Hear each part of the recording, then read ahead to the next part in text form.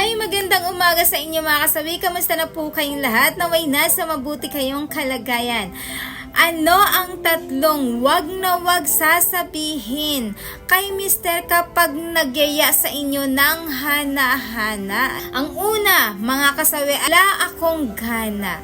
Lagi niyong tatandaan sa mga kababaihan na wag niyong babangkitin ito sa mga asawa ninyo kay Mister kapag ka nagyaya sa inyo ng hana-hana. Nasabihin niyo wala akong gana. Kasi alam niyo ba kung bakit mapapaisip ang inyong asawa kung bakit wala kayong gana sa kanya? Kahit ba wala kayong gana dahil karapatan ni Mister na mapaligaya mo siya, karapatan mo na mabigyan siya ng ganito dahil asawa mo. Obligasyon natin yan bilang isang babae.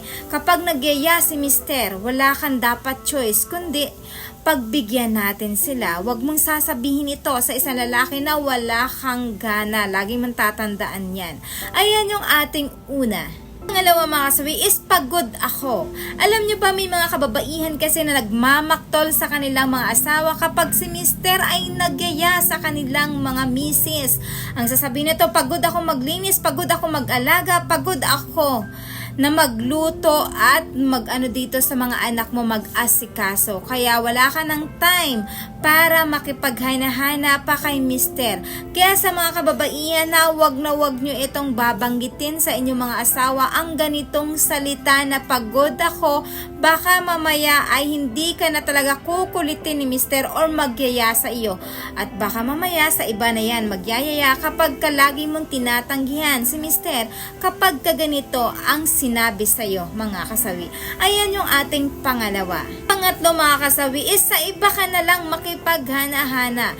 Lagi niyong tatandaan mga girls, wag niyong bibitawan sa inyong mga Mister na talagang itulak niyo sila sa ibang babae kasi baka mamaya ang mangyari ay talagang tutuhanin nila na sa iba talaga sila magyayaya at sa iba silang babae magpaparaos. Alam mo ba kung bakit? Kasi may mga kalalakihan na talagang ina-accept nila kung ano yung sinasabi mo kasi nagkakaroon sila ng challenge para lang mapatunayan sa'yo na talagang tinututuhanin nila ang mga sinasabi mo. Kaya sa mga kababaihan na ingat po tayo na magsasalita sa ating mga Mister. Ito yung mga linyahan nyo, lagi nyo tatandaan yan. Ayan yung ating pangatlo. At syempre hindi mawawala yung aking advice sa topic na ito. Lagi nyo tatandaan sa mga kababaihan, karapatan po natin bilang babae na mapasaya yung ating mga asawa.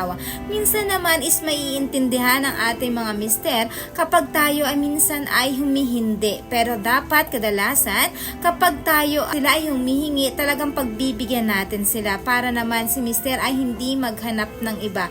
Kasi minsan kapag nakukulangan si Mister sa atin, hindi natin sila napagbibigyan, ang nangyayari ay pumupunta sila sa kandungan ng iba. Pumupunta sila sa mga babae na yung ina-accept sila, yung talagang pinagbibigyan sila ng mga gusto nila. Lalo na pagdating sa hana-hana. Lagi niyong tatandaan yan sa mga misis na talagang laging tumatanggi kay Mister.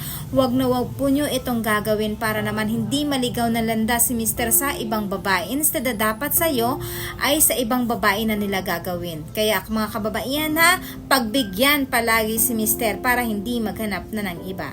Ayun lang po yung aking advice. Maraming salamat sa patuloy na pagsuporta niyo sa akin, sa walang sawang pag-share to comment. Sa mga hindi pa po nakapag-subscribe, pwede na kayo mag-subscribe, pwede na rin kayo mag-follow para updated kayo sa topic ko araw-araw. Magandang umaga.